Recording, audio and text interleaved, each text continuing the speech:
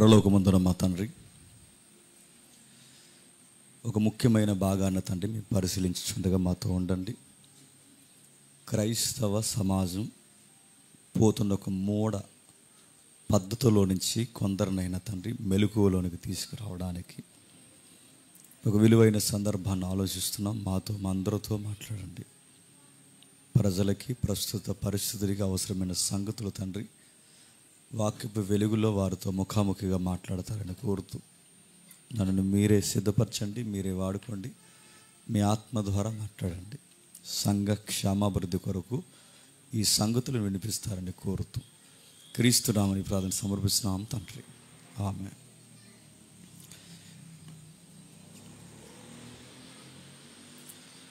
త్వరగా ముగించుకునే ప్రయత్నం చేద్దాం. కొంచెం హాట్గా ఉంది కనుక. నిజానికి పరిశుద్ధాత్మ శీర్షికను మొదలు పెట్టాలి. నాకు రాత్రి ప్రిపేర్ అవ్వడానికి టైం సరిపోలేదు. కొంతమంది పెద్దలు రికమెండేషన్ చేసి నన్ను రాత్రి ఆల్ నైట్ ప్రేయర్కి తీసుకెళ్లారు. సండే ముందు ఆల్ నైట్ ప్రేయర్ అంటే ఎంత ఘోరం అండి. ఆ రికమెండేషన్ చేసిన పెద్ద మనిషి డేవిడ్. నేను వస్తానన్నయ్య, నువ్వు రా అన్నాడు. నన్ను వెళ్ళమన్నాడు. ఆ మనిషి రాలేదు. రాత్రి దానికి తోడు మళ్ళీ ప్యాచి.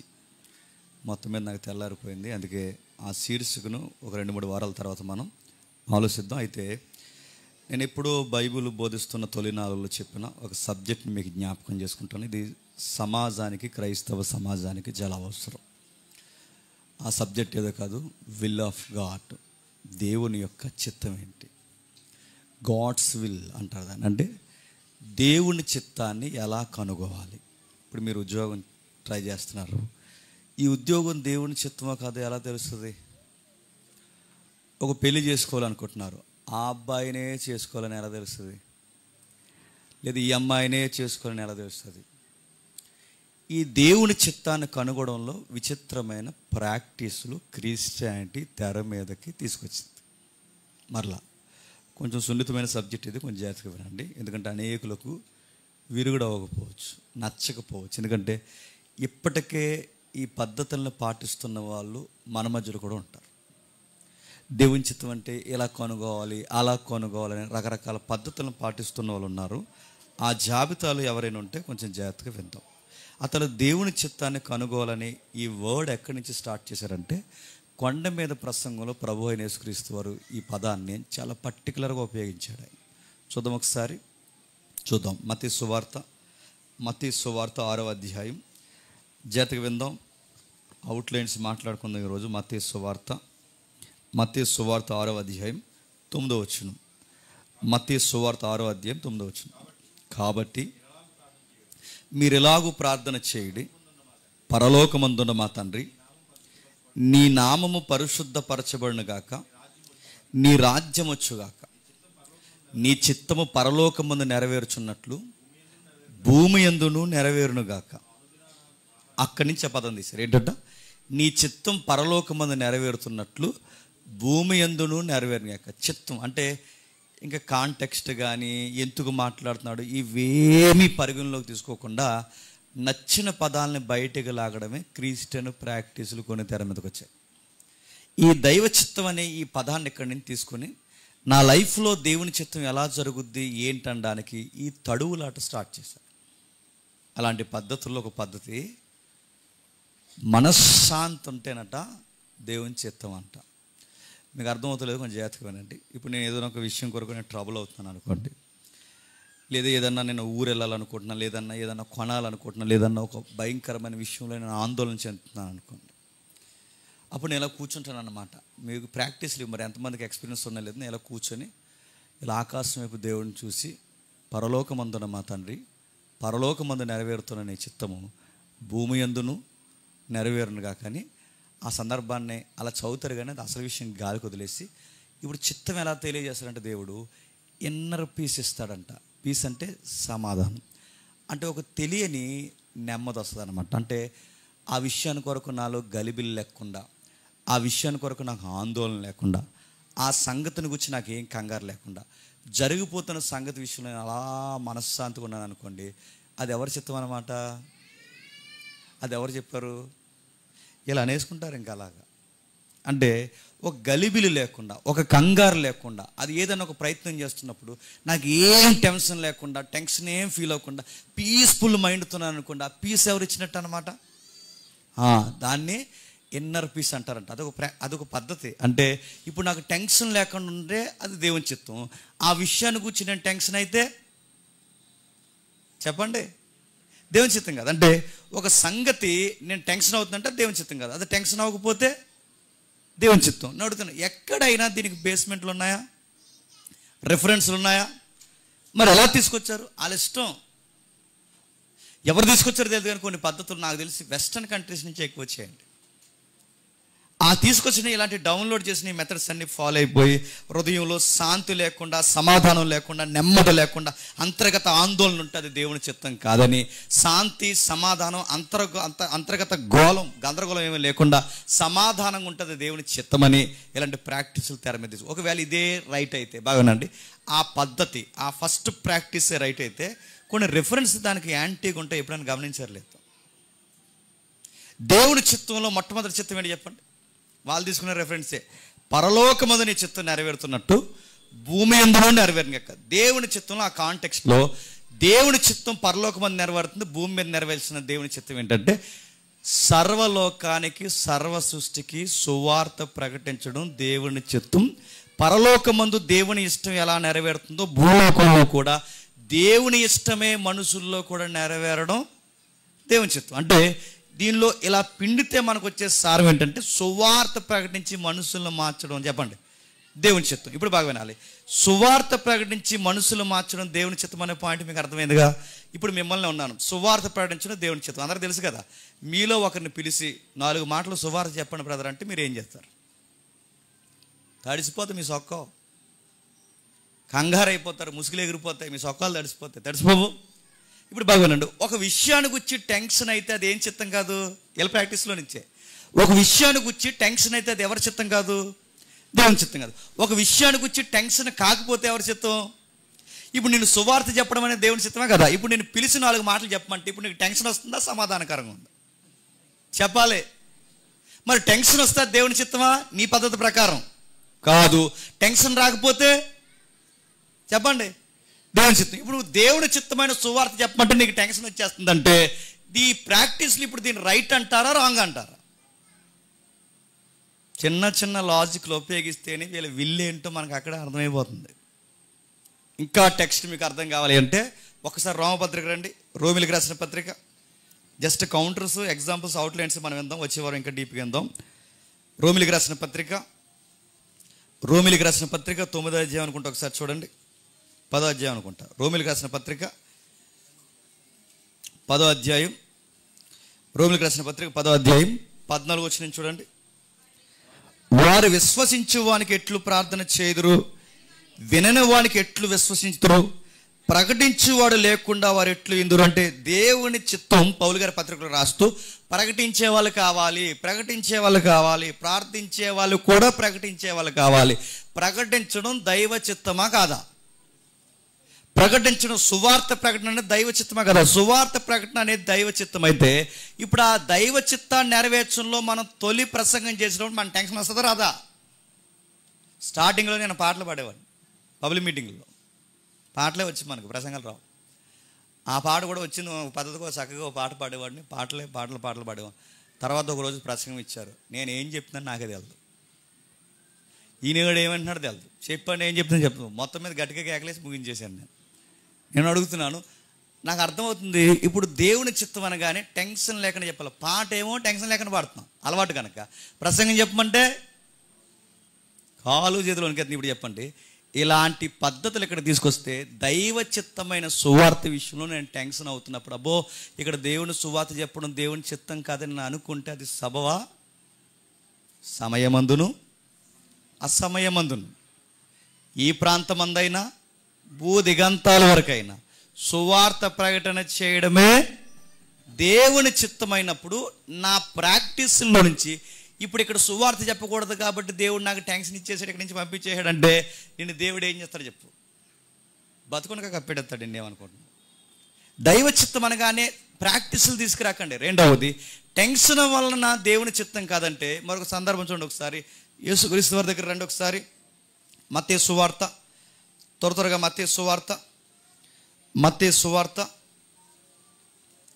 మత్తయి సువార్త చివరి అధ్యాయాల్లో ఒక సన్నివేశం. మత్తయి సువార్త, ప్రభు అయిన యేసుక్రీస్తు వారు గెత్సేమనే వనములో ఆయన చేసిన ప్రార్థనా సందర్భం. మత్తయి సువార్త 26వ అధ్యాయం, మత్తయి సువార్త 26వ అధ్యాయం 42వ వచనం నుంచి. మరలా రెండో మారు వెళ్ళి, నా తండ్రి, దీన్ని త్రాగితేనే గాని ఇది నా యొద్ద నుండి తొలగిపోవటం సాధ్యము కాని ఎడల నీ చిత్తమే సిద్ధించగాకని ప్రార్థించి తిరిగి వచ్చి మరలా వాళ్ళని నిద్రించిన వారిని మళ్ళీ వాళ్ళని గద్దించాడు. ఇక్కడ జరుగుతున్న పద్ధతి మీకు తెలుసు. గెత్సేమనే వనములో యేసుక్రీస్తు వారు ఎంత టెన్షన్ అయ్యాడండి. ఆ టెన్షన్ ఎంత తీవ్ర స్థాయికి వెళ్ళిందో తెలుసా? చెమట రంధ్రాల నుంచి ఏమొచ్చిందంట? రక్తం వచ్చిందట. బీపీ లెవెల్స్ ఆ టైంలో ఆయనకి ఎలా ఉన్నాయట? రక్తం కారేంతగా ఉన్నాయంట. ఆయన చాలా టెన్షన్ అవుతుంది. ఇప్పుడు చెప్పండి, దేవుని చిత్తం ప్రభు అయిన యేసుక్రీస్తు వారి పట్ల ఏంటో తెలుసా? మానవుల కొరకు భూమికి ఆకాశానికి మధ్యలో తన ప్రియ సుతుడైన తన కుమారుడు చచ్చిపోవడం దేవుని చిత్తమా కదా? ఇప్పుడు దైవ చిత్తం ఏంటంటే ఆకాశానికి భూమికి మధ్యలో వేలాడిపోతూ మానవుల కొరకు ప్రభు అయిన యేసుక్రీస్తు వారు చనిపోవడం తండ్రి చిత్తం. ఇది తండ్రి చిత్తం. ఆ తండ్రి చిత్తం కొరకు యేసుక్రీస్తు వారు ఏమని ప్రార్థన చేస్తున్నారు? సాధ్యమైతే ఈ గిన్నె అంటే ఆ సిలువ గడియ నా యొద్ద నుంచి తొలగించు, అయినను అది నీ చిత్తమే గనక నీ చిత్తమే సిద్ధించుగాక. ఇప్పుడు ఆయన చిత్తాన్ని చేయడానికి సాక్షాత్తు యేసుక్రీస్తు వారే టెన్షన్ అవుతున్నాడు లేదా? ఆయన గుండెల్లో ఆందోళన ఉందా లేదా? ఆయన గుండెల్లో గాబరా ఉందా లేదా? ఆయన స్థితిగతులు టెన్షన్ లెవెల్స్ పెరిగిపోయే లేదా? ఇప్పుడు ఆ టెన్షన్ పెరిగిపోయింది కనుక ఇది తండ్రి చిత్తం కాదు గనక నేను ఇంకా సిలువ కట్టాన్ని వాయిదా వేసుకుంటున్నానని ప్రభు అయిన యేసుక్రీస్తు వారు అన్నాడా? గెత్సేమని మనలో గుద్దెత్తాడు ఇలాగ అన్నావంటే మళ్ళీ చెప్తున్నాను. అలాంటి ప్రాక్టీసులు రెఫరెన్స్కి సరిపోతాయా? లేదు. మరి ఎలా వచ్చినాయి? God's will of God, will of God, దేవుని చిత్తం. నేను అడుగుతున్నాను, పదాలు బాగానే బట్టి పట్టారు. అసలు దేవుని చిత్తం అంటే తెలుసా? బస్సు త్వరగా వస్తే దేవుని చిత్తం, బస్సు త్వరగా రాకపోతే దేవుని చిత్తం.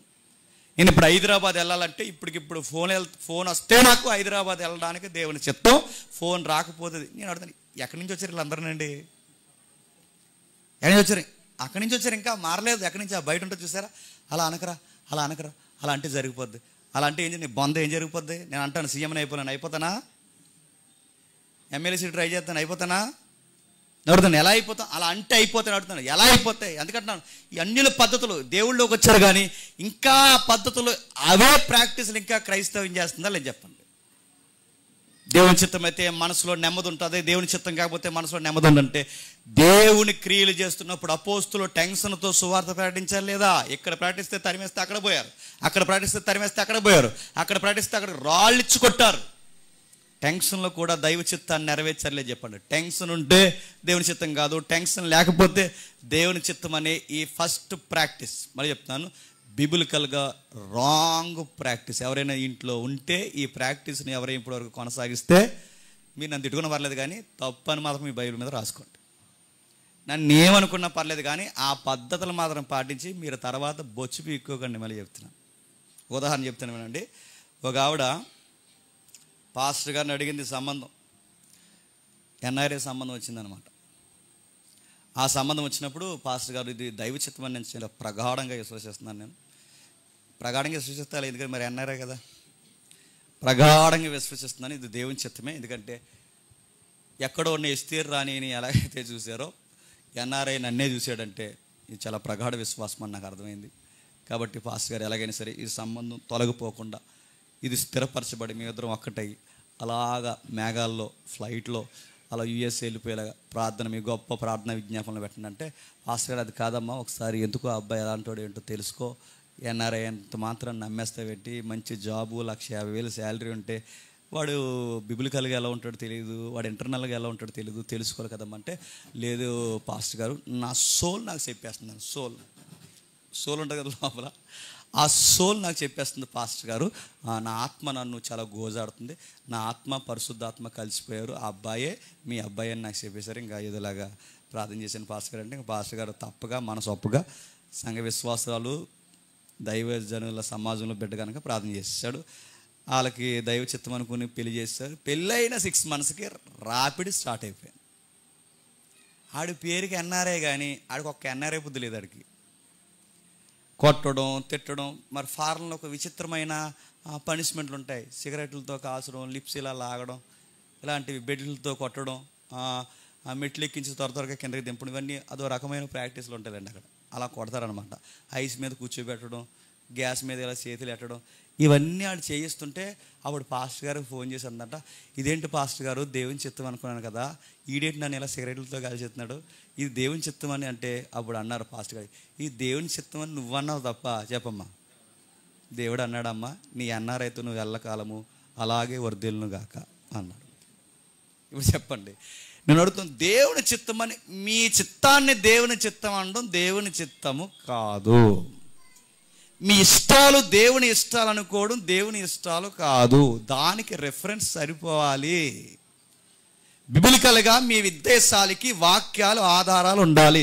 అలా లేకపోతే మళ్ళీ చెప్తున్నాను, మీరు ఎన్ని ప్రాక్టీసులు చేసినా దైవ చిత్తం అని మాత్రం దాన్ని ధృవీకరించుకోవడం, మిమ్మల్ని మీరే మోసం చేసుకోవడం అవుతుంది. రెండవది, మొదటి పద్ధతి మనశ్శాంతి నెమ్మది ఉంటే దైవ చిత్తం, మనశ్శాంతి నెమ్మది లేకపోతే దైవ చిత్తం కాదు. ఒకవేళ అది దైవ చిత్తం అయితే సువార్త ప్రకటిస్తున్నప్పుడు మన టెన్షన్ వస్తే చెప్పండి అది దైవ చిత్తం కాదనడానికి లేదు. ఆ రిఫరెన్స్ మనల్ని అడ్డగిస్తుంది.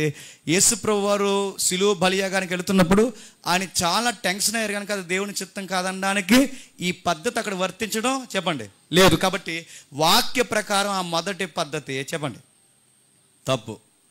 ఇక రెండో పద్ధతి ఉంది. రెండో పద్ధతి ఏంటంటే ఇది ఒక విచిత్రమైన పద్ధతి. విచిత్రమైన పద్ధతి ఏంటంటే ఇలా వాక్యాలు చదువుతారు. దీన్ని ఫింగర్ ప్రింట్ రెఫరెన్స్ పద్ధతి అంటారు. అంటే నా ఫింగర్ ఇలా వెళ్ళిపోద్ది అనమాట. వాక్యం చదువుతున్నప్పుడు ఇలాగ వెళ్ళిపోయి ఇలా చూసుకుని ఇలాగెట్టి ఈ ఫింగర్ ప్రింట్ రెఫరెన్స్ అనమాట. ఇలా పెట్టాక అప్పుడు ఇలా చూసుకుంటాను, మాట్లాడేశాడు దేవుడు ఇవాళ అంటాం అనమాట.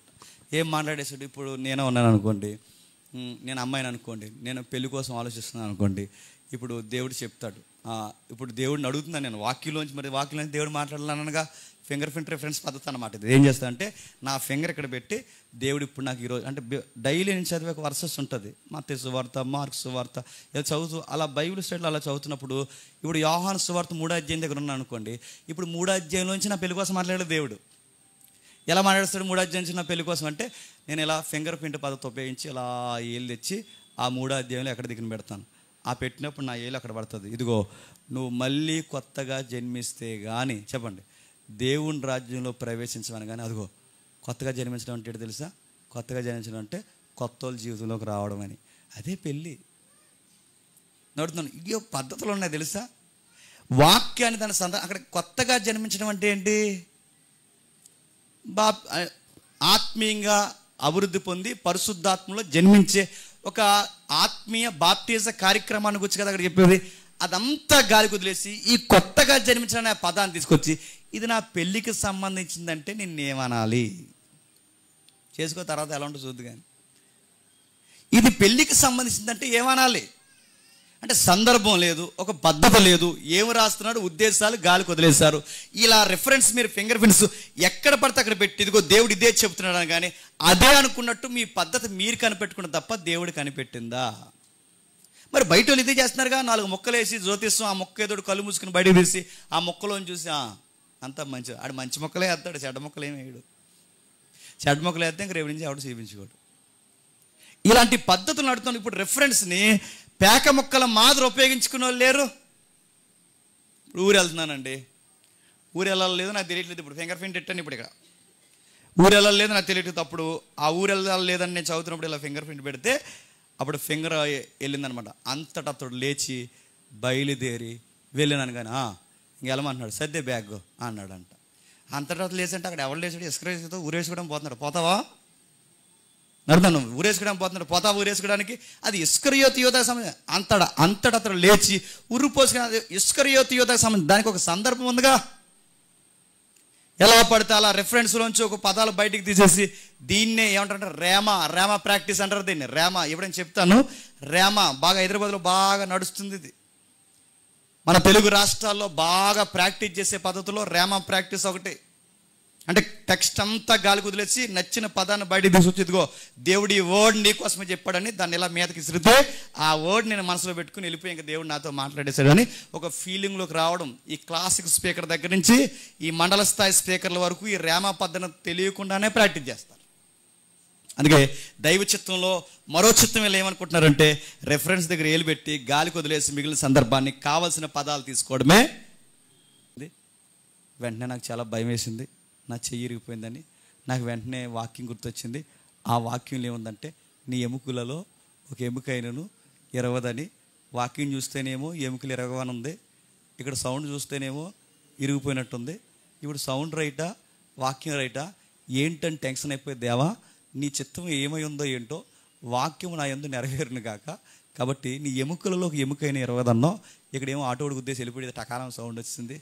ఏంటి ప్రభు అని వెళ్ళి ఎక్స్రే తీయించుకుంటే ఏం కాలేదని చెప్పారట. అప్పుడు అని వచ్చి సాక్ష్యం చెప్తుంది. ముసలిది ఏమంటుందంటే దేవుని వాక్యం ఎంతైనను నమ్మదగిన దానికని. నాకు వెంటనే పోనకాలు వస్తున్నాయి. నేను అడుగుతున్నాను అదేంటి ఆ టెక్స్ట్ ఎవరికి సంబంధించింది? నీ ఎముకలలోకి ఎముకైన నిరవబడదనే వాక్యం ఎవరికి సంబంధించిందండి? ప్రభు అయిన యేసుక్రీస్తు వారు సిలువ మీద కుడివైపు దొంగ కాళ్ళు ఎరగొట్టారు. చెప్పండి, ఎడం వైపు దొంగ కాళ్ళు ఎరగొట్టారు. ప్రభు అయిన యేసుక్రీస్తు వారు కాళ్ళు ఎరగొట్టలేదు, ఎరగొట్టకూడదు. ఎందుకంటే పస్కా బలు పశువుకి ఒక ఎముకైన నిరవకూడదని నిర్గమకాండం 12వ అధ్యాయంలో ఒక పద్ధతి ఉంది, తెలుసు కదా. పస్కా బలు పశువు ఎముక ఎరవకూడదు. అందుకే ఈయన లోక పాపాలను మోసుకొని పోవు దేవుని గొర్రెపిల్ల పస్కా బలి పశువు గనక ఈయన ఎముక ఎరవకూడదు. అందుకు ఈయన ఎముకలలోకి ఎముకైనను ఎరవకూడదు. ఈ రెఫరెన్స్ ఇస్తే ముసలి ఎక్కడ తగిలించింది చెప్పండి? ఆటో దగ్గర తగిలించేసింది. నేను అడుగుతున్నాను, ఇలా అడ్డగోలు రెఫరెన్స్ వాడేసి దేవుని చిత్తమా కదా, దేవుని చిత్తం కదంటే ఇది దేవుని చిత్తమని ఎలా అంటారు? ఇది దేవుని చిత్తమని ఎలా తేలుస్తారు? వీటిని సందర్భానుసారంగా లేకపోతే ఈ వచనాలు మీ ఇష్టానుసారంగా వాడేసుకుని ఇది దేవుని చిత్తం అంటే మిమ్మల్ని ఏమనాలి? దేవుడు ఏమన్నాడు తెలుసా? ఒక వాక్యాన్ని కలిపినా, ఒక వాక్యాన్ని తీసినా, ఒక సున్నైనను పొల్లైనను తీసి కలిపినా,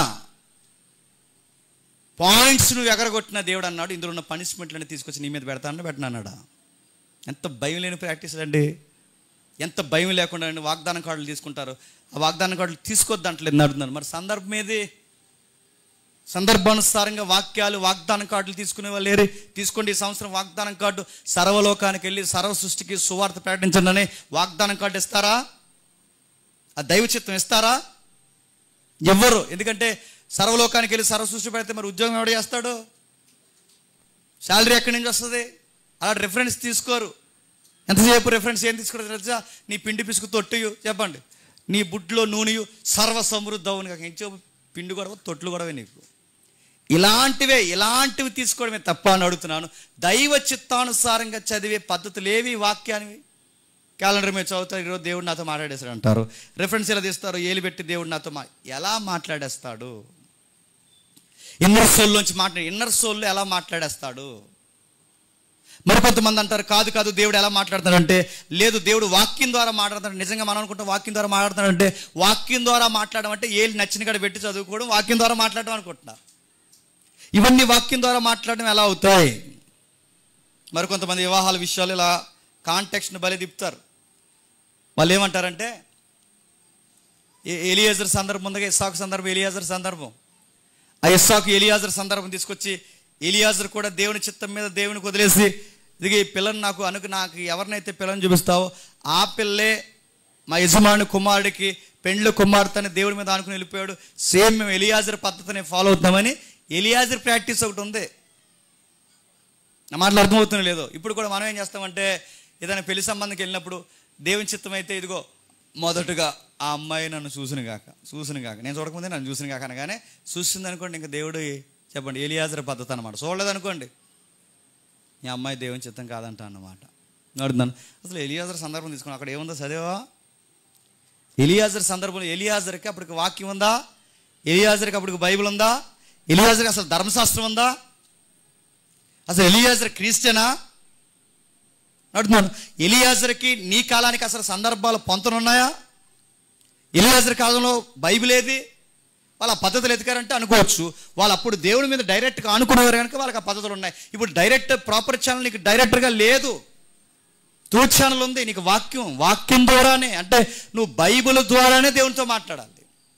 ఒకవేళ ఆ సందర్భాన్ని నువ్వు తీసుకున్నా, ఎలియాజరు ఏం పెట్టాడంటే అక్కడ గుర్తులు, మొట్టమొదట కనబడాన అమ్మాయి, ఆ అమ్మాయి ఏమై ఉండాలన్నాడు చెప్పండి?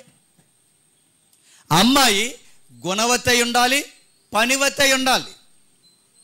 క్వాలిటీస్ పెట్టాడా లేదా? గుణవతి, పనివతి. అంటే గుణము ఉండాలి, పని చేసే పద్ధతి ఉండాలి. ఈ రెండు విషయాలు అమ్మాయి ప్రాక్టీస్లో పాస్ అయితే ఆ అమ్మాయి మా అమ్మాయిని మా యజమాని అబ్బాయికి ఇచ్చి పెళ్లి చేస్తాను. ఇప్పుడు చెప్పండి, పరీక్ష దేవుడికి పెట్టడం కాదు, పరీక్ష ఎలియాజరు పెట్టడం కాదు, పరీక్ష దేవుడు ఎవరికి పెట్టాడు తెలుసా? రెబకా పెట్టారు. ఆ పరీక్షను ఎవరు పాస్ అయ్యారు చెప్పండి? రెబకమ్మ పాస్ అయింది, గుణవతి. అలాగే రెండవది పనివతి. ఆ పరీక్షలో ఆ రెండు పరీక్షలకి అమ్మాయి క్యారెక్టర్ సరిపోయింది కనుక ఆ సంబంధం ఓకే చేశారు. గుడ్డెద్దు చీలబడ్డట్టు ఈ అమ్మాయి ఓకే కనబడుతుంది, మాకు అలా అనిపిస్తుందని గుడ్డెద్దు చీలబడ్డట్టు ఓకే చెప్పాడు. ఆ సందర్భంలో ఎలియాజరు సందర్భాన్ని తీసుకుంటారు, గాలికి వదిలేస్తారు, సందర్భాన్ని తీసుకుంటారు, మొత్తం గాలికి చంపేస్తారని అడుగుతున్నాను. సందర్భానుసారంగా వాక్యాన్ని చూస్తున్నప్పుడు ఎందుకు అసలు సందర్భాలు గాలికి వదిలేస్తున్నారు? ఇది దేవుని చిత్తమని ఎవరు చెప్పారు? మరి కొంతమంది ఉంటారు, లేదండి దేవుని చిత్తం అంటే ఏలియాకి చెప్పాడు చూసారా, అలా చెబుతాడండి ఏలియాకి అన్నాడు. ఏలియాకి ఎక్కడ చెప్పాడు? ఏలియాకి ఎక్కడ చెప్పాడంటే ఏలియాకి మెల్లని స్వరం ద్వారా చెప్పాడు. గుర్తుందా? మెల్లని స్వరం ద్వారా ఏలియాకి చెప్పాడు. అలాగే దేవుని చిత్తం అంట, దేవుని చిత్తం దేవుడు చెప్తున్నప్పుడు అట మెల్లని స్వరం ఎక్కడో దిక్కు నుంచి వినబడుతుందంట. నేను చాలాసార్లు కనిపెట్టే మరి మాకేమీ వినబడలేదు. మాకు మెల్లని స్వరం అనగానే గదిలో కూర్చున్నప్పుడు ఏదో ఒక మూల నుంచి కుమారుడా జేమ్స్ అంటాడంట వాళ్ళ ప్రాక్టీస్. ఇవన్నీ ఇలా నచ్చకపోవచ్చు, తగలడిపోతుంటుంది ఇలాంటివన్నీ అన్నప్పుడు. మెల్లని స్వరం ఏలియాతో మెల్లగా మాట్లాడు. అలాగే దైవ చిత్తంలో దేవుడు కూడా మెల్లగా మనతో ఏదో రోజు మాట్లాడతాడు. కుమారుడా అని కానీ ఎక్కడ అనుకోవాలన్నమాట. అలాగే మై లాట్ అనాలన్నమాట. ఏలియా దగ్గర మెల్లని స్వరం బాగానే తీసుకున్నారు. మరి మోసే దగ్గర మెల్లగా మాట్లాడా? ఉరుములు, మెరుపులు, భూకంపం, బండలు చెదిరిపోయాయి, కొండలు కదిలిపోయాయి, పర్వతం కంపించిపోయింది. అప్పుడు సుడిగాల్లో నుంచి దేవుడు మోసేతో మరి అది ఎందుకు తీసుకో నీ ఇల్లు ఎగిరిపోతే భూకంపం వచ్చి. దేవుడు భూకంపం నుంచి మాట్లాడతాడు. భూకంపం కోసం కనిపెడుతున్నాను. సుడిగాలు వచ్చి ఇప్పుడు నా ఇల్లు నిండుకున్నప్పుడు సుడిగాల్లోంచి దేవుడు మాట్లాడాను. ఇల్లు ఉండదు, నువ్వు ఉండవు. అది తీసుకో. ఏది తీసుకుంటావు? మెల్లని స్వరం ఏలియా దగ్గర తీసుకుంటావు. మరి మోసే దగ్గర తీసుకో. యోబు దగ్గర దేవుడు సుడిగాల్లోంచి ప్రత్యక్షమై ఆ సుడిగాల్లోనే తన పిల్లల్ని ఎత్తుకుపోయాడు, ఆ సుడిగాల్లోనే తన పంటను ఎత్తుకుపోయాడు, ఆ సుడిగాల్లోనే మొత్తం సుడిగాలు వలసేసింది. అదే సుడిగాలు ఇప్పుడు దేవుడు యెహోవాతో మాట్లాడుతున్నాడు. ఆ సందర్భం తీసుకో. సుడిగాలు వస్తే ముందు వాసన పోతావు, నువ్వు ఉరుమొస్తే వాసన పోతావు, మెరుపు వస్తే వాసన పోతావు పడుతున్నాడు. దేవుడు పెలపెలమని మెరిసే మెరుపులోంచి భక్తులతో మాట్లాడాడు లేదా? భూకంపం నుంచి దేవుడు మాట్లాడలేదా? ఆ సందర్భాన్ని ఎందుకు తీసుకోవు? ఈ సందర్భాన్ని ఎందుకు తీసుకుంటావు? ఎందుకంటే నీకు మెల్లగా ఉంది కాబట్టి తీసుకుంటావు. ఎలా పడితే అలా వాడేసి ఇష్టానుసారంగా వాడేసి దేవుడు ఇదిగో ఉరుములు మెరుపుల ద్వారా కాదు మెల్లగా మాట్లాడు. ఏలియాతో మెల్లగా మాట్లాడు. ఎందుకు ఏలియాతో మెల్లగా మాట్లాడు? సందర్భం ఏంటి? ఏలియాతో ఎందుకు మెల్లని స్వరంతో మాట్లాడు? దానికి ఒక సందర్భం ఉందిగా. ఏలియాతో మెల్లని స్వరం ఎందుకు మాట్లాడు మీకు తెలుసు. ఇంటికి వెళ్ళిన చదవండి. భూకంపం వచ్చింది, భూకంపంలోంచి దేవుడు మాట్లాడా? లేదు. గొప్ప సుడిగాలు వచ్చింది, సుడిగాల్లోంచి దేవుడు మాట్లాడా? లేదు. పర్వతాలు కంపించిపోయాయి, ఆ కంపించిపోయిన పర్వతాల నుంచి దేవుడు మాట్లాడలేదు. ఇవన్నీ పోయిన తర్వాత మెల్లని స్వరంతో ఏలియాతో మాట్లాడు. ఎందుకు? ఆ 3-4 పద్ధతుల్లోంచి దేవుడు ఎందుకు మాట్లాడలేదంటే అప్పుడు ఏలియా చాలా టెన్షన్లో ఉన్నాడు. ఎంత టెన్షన్లో ఉన్నాడు? ఆ పనికి మనది ఉందిగా ఎవరు? యెజబెలు. ఆ యెజబెలు ఏమిటంటే 24 అవర్స్ నేను చంపేస్తాను, 24 అవర్స్లో ఇదే టైంకి నీ శవం ఆకాశ పక్షులకి భూజంతువులకి ఎగరేస్తానని ఏలియాకి సవాల్ చేసింది. ఆ సవాల్ విసిరే బోధకుడు భయపడి పారిపోయాడు. ఆ పారిపోయినప్పుడు దేవుడు ఏలియాని మోటివేషన్ చేయడానికి భూకంపాన్ని, సుడిగాల్ని, పర్వతాలు కంపించిపోయే భయంకరమైన ఉరుముల్ని వీటన్నింటినీ పంపించాడు. ఎందుకు పంపించాడంటే ఏలియా గుర్తుపెట్టుకో, నేను సవాల్ చేసింది సుడిగాలు ముందు అది గడ్డి పరకలాడదని గుర్తుపెట్టుకో. నిన్ను సవాల్ చేసిన ఎవరైతే ఉన్నారో యెజబెలు, భూకంపం వస్తే ఆ భూకంపం ముందు ఆ మనిషి ఎంత, పర్వతం ముందు ఆ మనిషి ఎంత, గడ్డి పరక లాంటిది. నేను సృష్టించే ఈ ప్రమాదాల ముందు నీకు ప్రమాదం అని చెప్పిన ఆ మనిషిని నేనేం చేయగలదు? వీటికే నువ్వు భయపడగలండి. వీటికి మనుషులు భయపడతారు, వీటికే మనుషులు గజగజ వణికిపోతే నీకు మెల్లని స్వరం ద్వారా చెప్తాను, నీకేం కాదు, లేచెళ్ళి ప్రయాణం చేయన్నాడు. దాని అర్థం ఏంటి? ప్రకృతి బీభత్సం జరిగితే నేను సవాల్ చేసిన వాళ్ళు కూడా నిలబడలేరు అని ఆ పరిస్థితుల్లో ఏలియా గారికి దేవుడు భూకంపం సుడిగాలి ద్వారా యెజెబెల్ కన్నా నేను బలవంతున్నని తనను తాను ఏలియాకి మరొకసారి ప్రత్యక్షపరచుకోవడానికి దేవుడు ఆ పద్ధతిని ఉపయోగించాడే తప్ప మెల్లని స్వరం ద్వారా దేవుడు మాట్లాడతాడన్న పద్ధతిని అక్కడి నుంచి తీసుకుంటామని దేవుడు అక్కడ రాయించలేదు. మరో పద్ధతి ఉంది, ఇది పూర్తిగా అన్యుల పద్ధతి. నేను ఈరోజు ముగిస్తాను, వచ్చేవారు మాట్లాడతాను. ఇది పూర్తిగా అన్యుల పద్ధతి అనడానికి గిద్యోను పద్ధతి తీసుకుంటారు. గిద్యోను పద్ధతి తెలుసుగా. గిద్యోను పద్ధతి ఏంటంటే, దేవుడు ఒక కార్యక్రమాన్ని చేయమంటాడు. అప్పుడు ఈ అబ్బాయి కొంచెం టెన్షన్ అవుతాడు. గిద్యోన్ అంటే కొంచెం భయం ఎక్కువ గిద్యోనికి. అప్పటికి వీళ్ళని ఫిలిస్తీన్లు, మోయాబీలు, ఉమ్మడి సామ్రాజ్యాలందరూ కలిసి ఇశ్రాయేలుని చాలా బాధ పెడుతుంటారు. ఆ టైంలో జడ్జెస్ టైమింగ్ నడుస్తుంది. ఆ జడ్జెస్లో ఒక జడ్జి గిద్యోన్, న్యాయాధిపతులు. ఆ న్యాయాధిపతిగా దేవుడు ఇతన్ని గిద్యోన్ని ఎంపిక చేసుకున్నప్పుడు గిద్యోన్ని వెళ్ళమంటాడు, ఇశ్రాయేలుకి కావలగా ఉండి నాయకుడిగా నడిపించవయ్యా అంటే, అసలే భయస్తుడు. ఈ భయస్తుడు ఇప్పుడు నాయకత్వం చేయగలడా? చేయలేడు. అప్పుడు లేదు ప్రభువా, నువ్వు చెప్పిందే జరుగుద్దంటానికి నాకు ఏమైనా గుర్తులు ఉన్నాయంటే, అప్పుడు గిద్యోనికి దేవుడు చెప్తాడు, గుర్తులు ఉన్నాయి.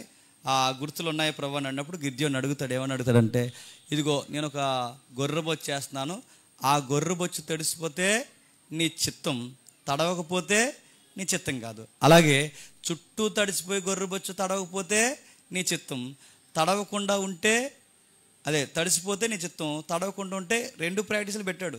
ఆపోజిట్గా అది పెట్టాడు, ఇది పెట్టాడు. తడిసిపోయి అంటే మొత్తం గొర్రెబొచ్చు మాత్రమే తడిసి మొత్తం తడవకుండా పొడుగుంటే నీ చిత్తం. రెండో ప్రాక్టీస్లో గొర్రెబొచ్చు మాత్రమే తడవకుండా మొత్తం మంచు పడిపోయి గొర్రెబొచ్చు పొడుగు ఉంటే నీ చిత్తం. ఈ రెండు పెట్టాడు ఎవరు?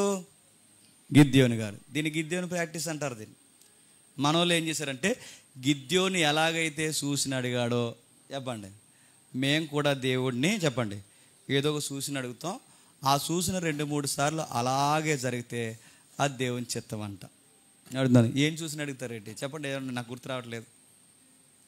మీరు కూడా బొచ్చేస్తారా? బయట ఓ బొచ్చు తిని బొచ్చెట్టు అక్కడ చుట్టూ వర్షం కురిసి బొచ్చులో వర్షం కురకూడదు ప్రభు అని అడగండి. నీ బతుకంతా ప్రార్థన చేయి, ఆ బొచ్చులో వర్షం పడతానే ఉంటుంది. పడదా? గిద్యోని నాన్నగారు ప్రాక్టీస్, గిద్యోని ప్రాక్టీస్, నువ్వు ఎన్ని ప్రాక్టీస్లు అయినా పెట్టు, ఈ బొచ్చులో వర్షం పడకుండా చుట్టూ వర్షం పడుగాక అనండి. ఈ బొచ్చులో మాత్రం వర్షం పడి చుట్టూ వర్షం పడకుండా అంటే దారి ఎలాగొచ్చి బొచ్చులో పడాలన్నమాట. అవుద్దా? అదొక ప్యాగన్ ప్రాక్టీస్. ఎందుకు చెప్పనా, గిద్యోను అప్పటి వరకు మోయాబీల, అమోనీల దేవతలను ఆరాధించాడు తెలుసుగా. అప్పుడే దేవుళ్ళకి వచ్చిన పొడి భక్తుడు ఆయన. ఇది చాలామందికి నచ్చకపోవచ్చు. అప్పుడే పూర్తిగా సంపూర్ణంగా దేవుడిని తెలుసుకోలేని గిద్యోను ఇంకా ఏ ప్రాక్టీసులు ఉండిపోయాడు చెప్పండి? ఆ పద్ధతులు ఇచ్చి ఎవరి దగ్గర ఉపయోగిస్తున్నాడు చెప్పండి? అప్పటికి ఆయనకి చెప్పే టైం కాదు, సబ్జెక్ట్ అప్పటికి గిద్యోనికి ఎక్కదు కనుక దేవుడు గిద్యోను కోరుకున్నట్టు జరిగించాడే తప్ప, బాగా వినండి, నిజానికి ఆ పద్ధతి యెహోవా పద్ధతి కాదు. ఆ పద్ధతి ఎక్కడ చెప్పండి? అన్యుల పద్ధతి తీసుకొచ్చి ఎక్కడికి వెళ్ళిపోయి చెప్పండి? ఎమర్జెన్సీ ఇష్యూ కనుక దేవుడు ఆ టైంలో గిద్యోనుతో అలా మాట్లాడాడు. కానీ ఎప్పటికీ గిద్యోను ప్రాక్టీస్ తీసుకొచ్చి, దేవా నాతో మాట్లాడు ప్రవ్వా, మాట్లాడు ప్రవ్వా, మాట్లాడు ప్రవ్వా అంటే దేవుడు అంటాడు, మాట్లాడను, ఆల్రెడీ మాట్లాడాల్సిన అన్నీ మాట్లాడేశాను. ఎక్కడ మాట్లాడావు ప్రవ్వా, ఎలా మాట్లాడావు ప్రవ్వా అని అడిగితే దేవుడు అన్నాడు, 66 పుస్తకాల్లో మాట్లాడాను. నేను చివరికి ఒక మాట చెప్పి నేను ముగిస్తున్నాను. ఎలా మాట్లాడావు ప్రవ్వా అంటే, నా లైఫ్లో ఏదో జరిగింది, ఇప్పుడు దేవుడు నాతో మాట్లాడాలి. ఎలా మాట్లాడతాడు నా లైఫ్లో? నీ లైఫ్లో ఏదో జరిగింది, దేవుడు నీతో మాట్లాడాలి. ఎలా మాట్లాడతాడు? మెల్లన స్వరమా? ఆ విషయాలు నమ్మొద్దు. ఎందుకంటే ఏలే దగ్గర మెల్లన స్వరం ఉంది, మోసే దగ్గర ఉరుముల్లోని స్వరం ఉంది. లేదు ఫింగర్ ప్రింట్ ప్రాక్టీసా? అది నమ్మొద్దు. ఎందుకంటే అది బయట జ్యోతిష్యం చూసి చేసేవాళ్ళు చేసే పద్ధతులు అవి. లేదు ఇన్నర్ సోల్లో తెలియని ఒక పీస్ వస్తుంది అంటారా? అది నమ్మొద్దు. ఎందుకంటే ప్రభు అయిన యేసుక్రీస్తు వారి గెత్సేమనే వనంలో చాలా టెన్షన్ అయ్యాడు. మరి దేవుడు ఎలా మాట్లాడతాడు నా లైఫ్లో అంటే, ఈ వాక్యం ద్వారా మాట్లాడతాడు. ఎలా మాట్లాడతాడంటే ఇలా గట్టి కాదు. ఎలా మాట్లాడతాడంటే, నా లైఫ్లో ఏదో ఒక బాధ ఉంది, చెప్పుకోలేని సమస్య ఉంది, నాకు ఏదో ఒక అన్యాయం జరిగింది. ఆ జరిగినప్పుడు దేవుడు నాతో ఎలా మాట్లాడతాడంటే, నాలాగే ఇలాంటి బాధలు పడిన వాళ్ళు ఆల్రెడీ బైబిల్లో ఎవరో ఉంటారు. సంసారంలో మీరు బాధపడుతున్నారు అనుకోండి, మీలాగే సంసారంలో బాధలు పడిన తల్లి ఎవరో బైబిల్లో ఉంటారు. లేయా లేదా, అన్నా లేదా? నాలా బాధలు పడి ఇబ్బందులు పడిన మనుషులు బైబిల్లో లేరా?